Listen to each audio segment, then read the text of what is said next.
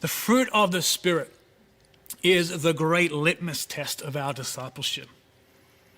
And so the question becomes, are we allowing the life of the Spirit to have his way in us? Are we truly living a surrendered life? We have a chance in this moment, church, to model, the best of the church, to model church in a way that presents Jesus as a genuine alternative. We have a moment in this to shine, to stand out, to be distinct, to be recognizably different, to be different in how we love one another, to be different in our response to all that is happening in our world. But if we are not walking in the Spirit, if we are not being led, if we are not keeping in step, creating space in our lives for the fruit of the Spirit to be cultivated, we will not represent God's response to this world.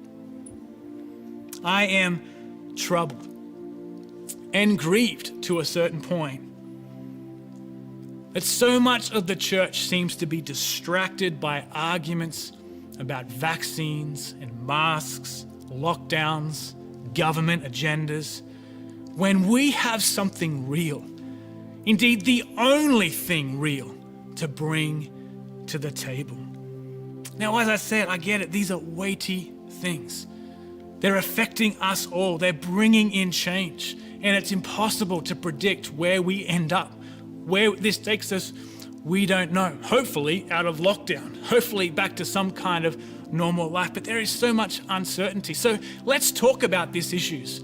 Let's talk about them for sure, but let's not be divided over them. Let's not be distracted by them, and let's not let them deceive us into thinking that these things hold any power for us as the people of God.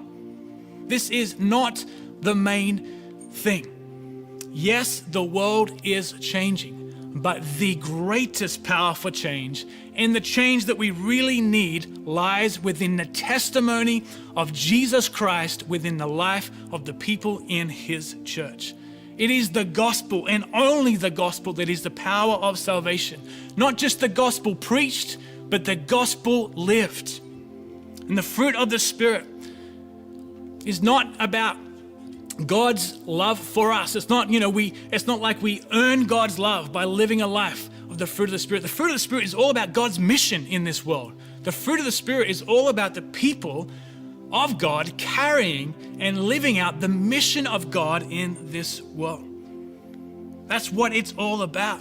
God is in the process of healing and reconciling, bringing redemption to all of creation. And it's a life bearing the fruit of the Spirit acts as a circuit breaker to the hatred and hostility in this world to introduce redemption and reconciliation to a lost and hurting, broken world. And so to fail to bear this fruit is to fail to provide the world an embodied witness of God's reconciling presence that is at work in this world.